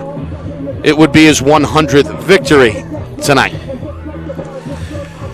Winnacunnet, though, they've looked good. They've been the better team through 3 quarters. They've got a 5-3 lead. Roger, what do you expect to see here over the final 12 minutes of regulation? Yeah, the way the Winnacunnet Warriors are playing defense right now, you've almost got to just play fast right now, as fast as you can. And you got to get something early. You've got to get within that one and keep the intensity up. I expect them to go fast here and not labor with a long possession like they've been doing. They trailed 5-2 at the That's a good halftime start. break. Zach Amen, the only goal in that third quarter either way for Portsmouth. And there's a prime example. They get the face-off. They could have put the ball in there. They had a great fast break, and they mishandled it. O'Neill just drops the ball. Clippers now a slight advantage at the X, 6-5. Portsmouth trying to climb back within 1. Here they go. Here they go. Go, Durkin. Well, O'Hara says, I don't think so. That's been a great matchup all night. He had something to say to Durkin, it looked like, afterwards as well. Amen. Good. Off the screen. Illegal screen? Illegal screen. Yeah. He was moving a little bit, it looked like, Yeah. on the pick. Yeah. Yeah. A little bit. Yeah, he did, but You don't like it. you know what? You can't go through him. Right. Let him play, right? Yeah. Well, in that case. All right, near side. This has been the matchup to watch here. Winnacunnet, they cleared pretty well consistently in that first half, had trouble late in that third quarter. They do get it done here. As Fisher maneuvers far side. Fisher, the full head of steam, going to fire. That goes wide. Out of play near corner. Foot race is going to give this to Portsmouth. Good hustle. That's what they need here. They need a little spark. Both Ingwerson and Patton hustling there for the home team in white. It pays off. How about Fisher getting on his horse? Been, relatively quiet. Has not scored in this one. Has played well, but pretty good move there. Shot off target. Meanwhile, a hit here is going to jar it loose. Good clean hit Giacalone. by Giacalone. Good pop. And then guess who on the ground ball? O'Hara. O'Hara. Been the leader there. Yeah, we need our statistician to start counting ground balls and Pay unforced John turnovers. maybe a little extra? Yeah. Well, we got another Beals out there somewhere, don't we? Right. That's Commandeer right. him. Ben back in our Beals Insurance Studios, the director. I think he's got his hands full enough with dealing with the two of us, though, don't you Well, think? I was thinking Matt. I mean, everything is remote these days. Matt can be somewhere looking at a monitor. Or Steve himself, right? Or Have Steve track down the ground balls for us. Yep. Meanwhile, O'Hara being hounded by Myers. And you could see, Roger, the intensity is there for Portsmouth here, trailing by 2 goals with that undefeated status on the line. Yeah, this is what you can't afford to have happen. Winnacunnet, it's been hard for them to take the ball away from Winnacunnet today. And these guys are big, tough. They can protect the ball. Something needs to break here. Yeah, they are big physically. Chase, another one. They're all 6 feet plus, all 200 pounds. It looks like when you talk about Ellis and Fisher, Chase. Yeah, I mean, These are big kids. Yeah, there's no question. Meanwhile, Fisher dancing with a mend here near side, going to get rid of it. As the Warriors continue to chew clock, nearly 3 minutes gone by already. This is in good this fourth strategy. quarter. Good strategy by Coach Snow. No reason to. Now he's going to call him count it to keep it in here. So now Winnacunnet cannot step out of the box. O'Hara over the top. Oh, Recollected and then scored by Fisher. It looked like they were looking for Caleb White. White didn't see the pass. And again, a great heads-up play by Ellis to clean up the mess. He fires low and away for the score. So one way to not concern yourself as a coach about keeping it in and stepping out of the box and producing a turnover is just put the ball in the net. And that's what they did there. They attacked the net, and good for them. I think it's actually easier to attack the net than to keep it in, because a lot of players just don't get that natural, concept. right? Natural, right? They want to use the field. We're going to get a hold here. Yeah, it's going to go. Goes against Lance Trinseri. How about Nick Smith, the freshman? No, the face-off. I'm sorry. I thought it went against Trinseri. Instead, it goes against Smith, and Winnacunnet has it. Yeah, Smith. What happened was he lost his balance and he rolled on top of Trinseri, basically holding him down from playing the ball. That's a whistle. I was just about to give Smith some credit, and still will. He's a freshman out there. He's battling, and he's drawn the Warriors. Trinseri even at 6'6". Yeah. But a costly mistake, because now Winnacunnet a chance to eat more clock. White in a spin, fires. Oh. Left side. That was Caleb White hiding along that far post. He saw that one this time, but he didn't see the goal. He that would have been a dagger. Winnacunnet by 3, their largest lead. Good look. Yep. But broken up. I think Durkin got a piece, perhaps, of Ellis there. And it ends up with Portsmouth. Now the Clippers trying to clear. Durkin. They just got to run this one out. They got to get a possession. Coming near side, crosses the 50. Watch for a quick timeout if there's some distress here and any. Dropped again. Looking for a mend in the middle. Stays with a mend. Goes far side as Durkin near side. Shot does not come away clean and flies out of bounds far corner. Yeah. Mr. Durkin is just not feeling it tonight. He's misfired several times, and that would have been a prime shot for him in that spot. Portsmouth, though, still a chance to get back within 2. Nearly 5 minutes gone by in this fourth quarter, so the clock is starting to become a factor. Durkin. Woolley. Or Wolves, That's his I should spot. say. That's his spot. Shot on the run. Sails high. That's where we've seen him produce some points right there. Going to his left, in his left hand, and getting it just to the edge of the alley, coming downward. Those opportunities have been few and far between. That's a hold. Pass across. Renaud denies it. Got a piece. Recovered by O'Neill. It flies out of his stick. Renaud challenging behind the net. Now it's loose in the far corner. It stays with Portsmouth as Amend able to get to it. He's played well. Yes. There tonight it is again. with a lot of ground balls. This one a mistake, though. It flies over the head of the intended target and out of bounds. Myers could not track it down. Yeah, another misfire by Durkin. Off his strings. Nearly midway through now, fourth quarter. And it goes back to Winnacunnet.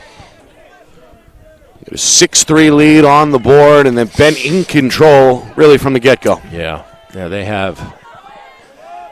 And they've played a good game. They've played a smart and intelligent game.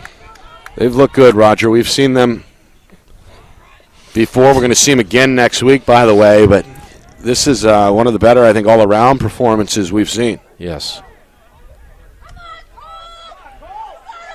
Fisher draws the slide back out to O'Hara. That's smart lacrosse. You get slid to, you get doubled on. Don't try to force it. Find the open man. Keep possession. Now past the midway point, fourth quarter. O'Hara chased by Durkin. Ball switches it up, but lost the ball. Changed direction. The ball flew out of his stick. Recovered by Fitzpatrick. Another ground ball for the senior defenseman. Here's a pass intercepted. Picked off at midfield by Merrick. And Merrick near side takes a hack. He loses it. Yep. Jarred loose by Ryan Patton.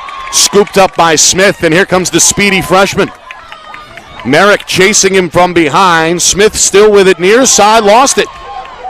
Poked loose by the long stick, Canali. And then... Yeah, you have to call that timeout. A timeout is called by Coach Vischer. Yeah. With 5 minutes and change to go, Portsmouth has it, still trailing those 6-3. Geez, just as you think they're going to make a run, the last couple possessions here down the field on transition, they lose the ball. And Coach Vischer, he did the right thing there. You don't want to use up all your timeouts, with 5 minutes left on the clock. But you got to get something going here. It's their first charged timeout, I believe it is. Yeah, of this second half. Yeah, Winnacunnet called one earlier, but my reminder goodness. Coming up after the game, a full look at the out-of-town scoreboard, a recap, of course, of this game here, and another look at the tournament bracket, which was released today. All three divisions.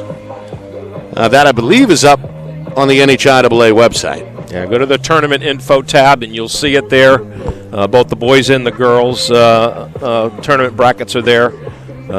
So we'll touch on that and all that coming up after the game. 5 minutes, 14 seconds still to go here in the fourth quarter. Winnacunnet looking for their 11th win of the season, hoping to avenge an 8-4 defeat that they suffered on their home field against Portsmouth back on Tuesday.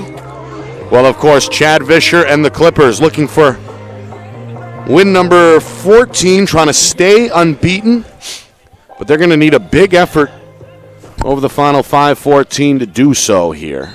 Under the lights in Portsmouth. Here we go. Out of the timeout, Clippers with it. The goals have been few and far between. O'Neill for Portsmouth in the first. Hedinger in the second. Amend in the third. They've been held off the board so far in this fourth quarter. Heidinger to the far side, drives a slide. Bouncer taken by Smith, near side. Around the horn it goes. Behind the cage, Amend. Looking for somebody up top. It's Heidinger. Shot denied. Reyno, another stop. Now, he's been as valuable as anybody tonight for Winnacunnet in goal. He absolutely has, and he hasn't seen much rubber here in the fourth, but had 10 saves in that first half. Meanwhile, O'Hara lost it. O'Neill now making a charge around the cage far side for Portsmouth.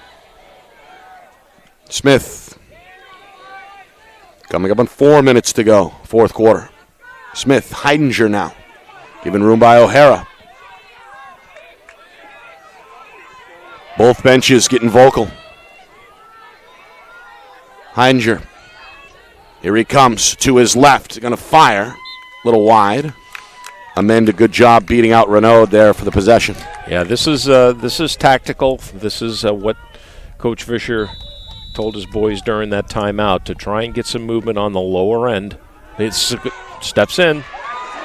Shot blocked. He was pushed in. They're going to give it back. He did step in the crease, but he was pushed in. So Winnacunnet, their crowd here made the trip across town lines. Not happy off to our right. Not a bad crowd tonight either. Getting cold here as the sun is set. Coming up on the 8 o'clock hour here on the East Coast. Still some daylight, though. 3.5 to go. Clock continuing to tick, tick, tick.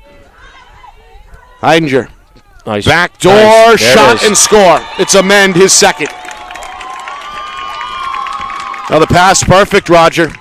And the finish pretty good as well, as Portsmouth closes the gap now to 6-4. Well, you can see what they were trying to do. They were trying to get the Winnacunnet defense to bite on the extra slide. And clearly that was programmed. It was conscious of what they were trying to do here, and they saw some success right there with a good cross, again, cross lower box, cross crease pass. All right, it's been dead even at the face-off X, 6-6. This one huge, to say the least, with 3:28 to go. To it for Winnacunnet is the long pole Fowler. He had it briefly. It's still loose now on the near side. Takes a bounce towards the Warrior bench. Slapped back in play by Heidinger. Canali able to gather and gets a step far side. Whistle comes. Timeout Warriors. Wow. Good sequence there.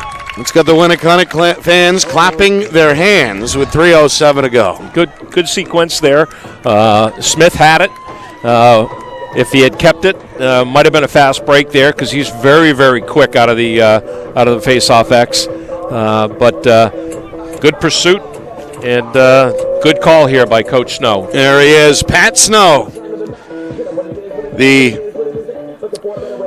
I don't know how long he's been on the job, a few years at least. Yeah, it was Coach Cozy before him. Cozy, and then Snow the last handful or so. And we've seen improvement every year with the program. Numbers seem healthy. Got a good youth program here on the Seacoast to feed from, and he's obviously enjoying his club's best season, coming in at 10-2, looking at 11-2 here if they can escape and hold on to this win. Yeah, and I think that based on the standings right now, Portsmouth and Kingswood currently being the only two undefeated teams. Portsmouth.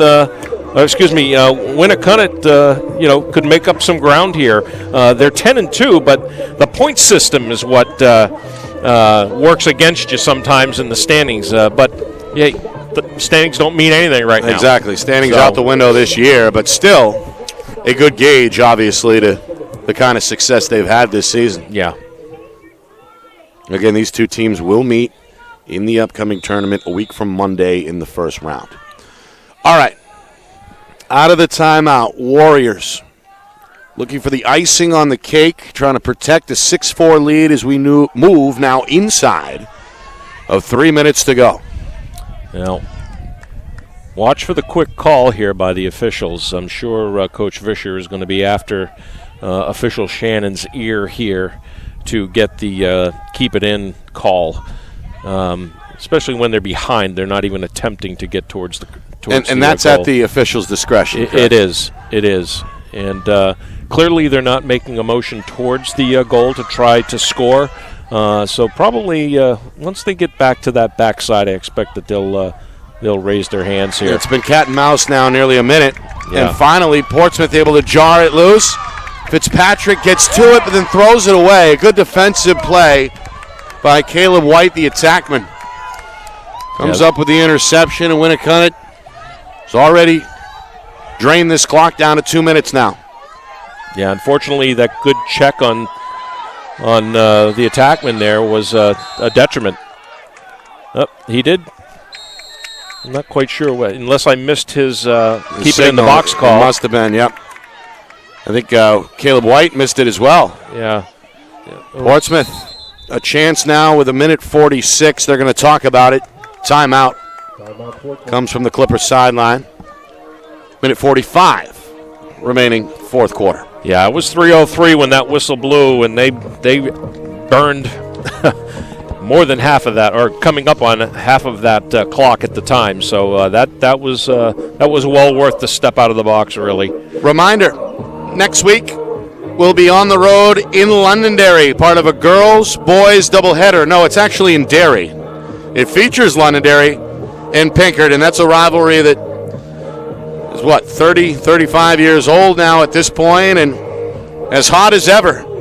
Girls, boys, 3:30, 5:30 live. Part of our Beals Insurance presented Friday Night Lights Game of the Week. And Thursday, we're back in the Queen City for another look at Winnacunnet. On the boys' side, they'll take on the defending Division II champion Derryfield Cougars. That broadcast starts at 3:45. The opening face-off comes your way at 4 o'clock Eastern. Again, it's presented by Beals Insurance. And, of course, Sunday, Eric Coburn, former Londonderry star, will join us in studio for the FNL NH Lacrosse Show presented by the New Hampshire Tomahawks. That's every Sunday. You should know that by now. 9 a.m., we get it cooking. All right. Londonderry, another one of those teams that got a bye in the first round of the Division I bracket. Right. Yeah, we'll take a look at those brackets. Am I giving away too many secrets? No. No, okay. No, that's a good tease. Yeah. Especially if you're a fan of Londonderry. All right, 1:45 remaining. Portsmouth down 2. They've trailed it basically the entire way. It was 1-1 for a stretch there in the first period. Durkin lost it. Woolley, who has played well defensively for the Warriors. I keep calling him Woolley. It's Wools. Sean Wools, the junior, forcing another turnover. He's had a tough matchup, too. Oh, you want to keep going there. Goaltender is out of the net. O'Hara lost the ball. Failure to advance. Turn it over to Portsmouth. They did not get it in the box in time. Meanwhile, avoiding a hit is Durkin. He crosses midfield along the near sideline. Oh, look, nice look. In the middle. Taken, shot wide. It was Myers, jammed up a little bit there on the release. It'll stay with Portsmouth just over a minute to go. Winnacunnet has been all over the Clippers' hands every time they attempt to release a shot. Yeah, collectively, the defense has been very good. As evidence, holding this strong Portsmouth team to just 4 goals. Down to 50 seconds. Heidinger coming middle, backdoor pass, nice broken up. It's Canali. The defender's pass, though, broken up. Heidinger scoops it out of the air. Up the field, O'Neill at the 30. O'Neill to the middle. 35 seconds and counting. Got to take it to the rack here. O'Neill, nowhere to go. Back out Heidinger. One more pass for Durkin. Durkin bodied up by Giacalomi. Shot wide. 23 seconds. Amend. That was Durkin's best shot of the game, and it was with his offhand. Amend. Got to rip Heidinger. Extra pass. Durkin scores with 16 seconds to go. Boy, he's been working hard, hasn't he? And finally, Mike Durkin, the junior, able to get in the scorer's book. More importantly, he's got his club within 1 with 16 seconds to go. Well, Heidinger gets his second assist of the quarter, and Durkin, after multiple shots and tries, he comes up big here. This has got to be Smith clean off the whistle, straight down the gut, and try and get a good rotation out of his attackman and a lackadaisical rotation out of the Winnacunnet defense. Smith, the freshman, against Trinseri, the senior. It's loose. It's loose. Is there a hold? There is, and it's Portsmouth possession. 12 seconds. Quick restart by Smith. Down to 10 seconds. Far side, Amend. Shot right out with the save. Saw it the whole way. He's going to heave it the length of the field. It's going to take a bounce towards the net, and that is going to do it. The Winnacunnet Warriors have handed Portsmouth their first loss of the season. They led basically wire to wire, and they hang on in the end to capture a 6-5 victory here in Portsmouth. Incredible ending here. Incredible. Reno was pumped when he got that save. He wanted to score end to end. He had a mental clock going, and I think he's actually down on the field right now. There is a Warrior down. Is that Reno? Yep. Well, I'm not sure. He's not sure, actually. The player receiving some medical attention here as the cart is going to come out. It looks like they're treating him as if he has a cramp. Yeah, they're trying to stretch out his leg. Yeah. Puts a little bit of a damper on the Warriors' celebration, but yeah, it's not Reno. I see him coming out of the pile here. Okay, we'll keep an eye on it. Come back with a recap and much, much more as we take a look at out-of-town scores and a look at that upcoming tournament bracket as well. You're watching our Friday Night Lights New Hampshire Game of the Week presented by Beals Insurance. Our broadcast today, as it always is brought to you by Beals Insurance Agency, with locations now in both Bedford and Londonderry. Whether you need home, auto, or business insurance, Beals Insurance will get you both the price and quality coverage that's right for you. Just call 603-471-9999 or visit BealsInsurance.com to request a free quote and start saving money today. Again, that's BealsInsurance.com. The New Hampshire Tomahawks promote the highest level of club lacrosse competition, not just in the state, but in the country. Looking to get recruited? Director Chris Cameron keeps an open dialogue with the nation's top college lacrosse coaches. Over 400 New Hampshire Tomahawks alumni have played at the college level, including the ACC, Big East, Big Ten, Ivy, NESCAC, NE10, and more. The New Hampshire Tomahawks coaching staff has over 100 coaches, including current high school, varsity, and college coaches. The Tomahawks offer training for players of all ages, clinics, camps, and leagues, along with spring, summer, and fall elite teams. So play with the best. The New Hampshire Tomahawks, showcase and development for college lacrosse. Visit NewHampshireTomahawks.com and girls.nhtomahawks.com. Are you thinking of selling your home? Well, now may be the time, given that spring is here, the market is hot, and interest rates remain at all-time lows. It's time to call Roger Howe, a licensed professional realtor with the Bean Group. Not sure what your home is worth? Roger will provide a market analysis for you at no charge. With 12 years experience in residential, commercial, leasing, and investment properties, Roger knows your local market. So contact Roger Howe of the Bean Group today. Is your company interested in showcasing your brand to thousands of high school sports fans across New Hampshire? If not, why not? And if so, let's go. Friday Night Lights New Hampshire is seeking sponsorship partners. It's the perfect way for your company to get out in front of the moms and dads who make up our community. Help us help you, and we can grow together. If you're interested in partnering with Friday Night Lights New Hampshire, then email us at fnlnhmedia@gmail.com. That's fnlnhmedia@gmail.com. Join our team today. Back here in Portsmouth, Winnacunnet, they get the job done 6-5. They hand the Clippers their first loss of the season. They spoil their rivals' undefeated season. But they will meet again with all the marbles on the table, so to speak. The tournament begins a week from Monday, and these two teams, via luck of the draw, unfortunately, have to play each other in the first round of the upcoming Division II tournament. We'll take a look at that in a moment, but let's recap this one for you. As the Clippers trailed really the entire way, Winnacunnet got on the board first. Ben Merrick scored twice in that first half. Michael O'Neill for Portsmouth came up with the equalizer about a minute later, and it was 1-1 midway through the first. But then Ben Chase, Ben Merrick's second, gave Winnacunnet a 3-1 lead after four. They stretched that run.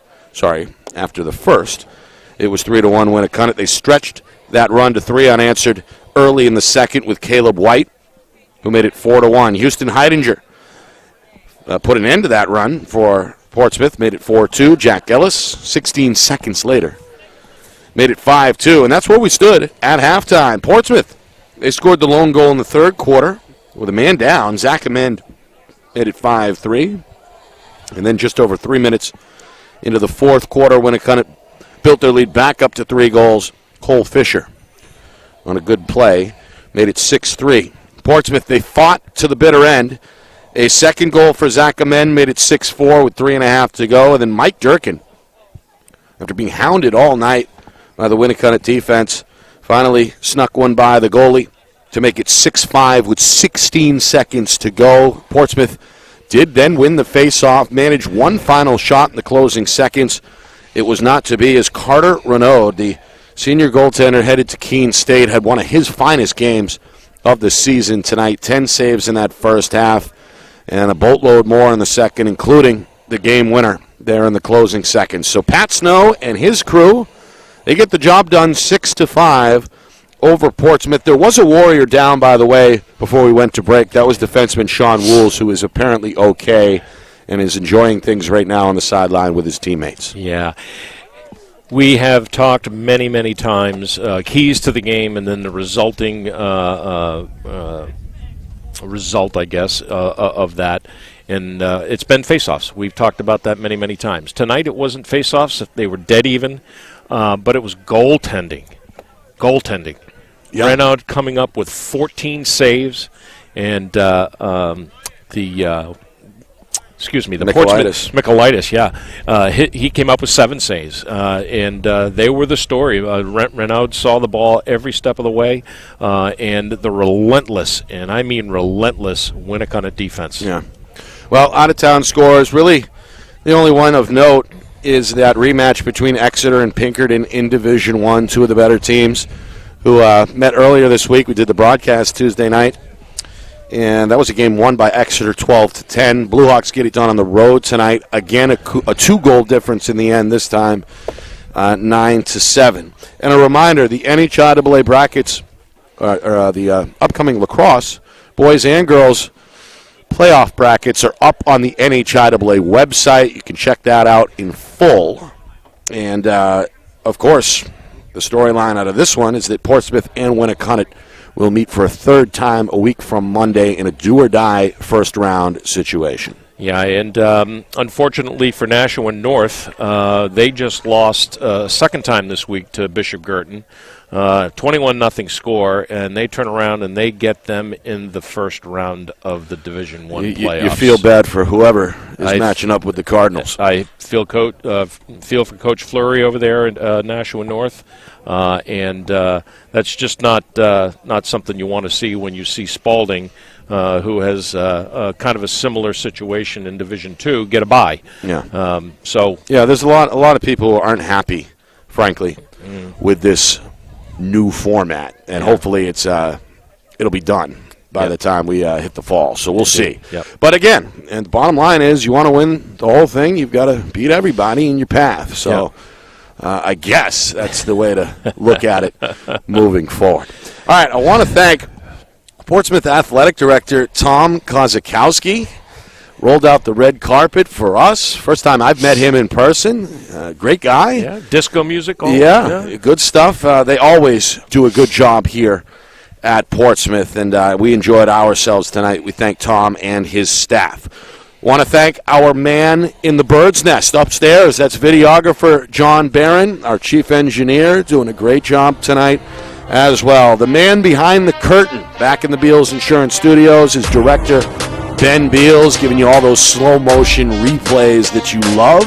Doing a great job again tonight. We appreciate him. The executive producer of Friday Night Lights New Hampshire is Steve Beals, the big man in the big chair down in Florida. For my partner, Roger Howe, my name is Nick Anastas.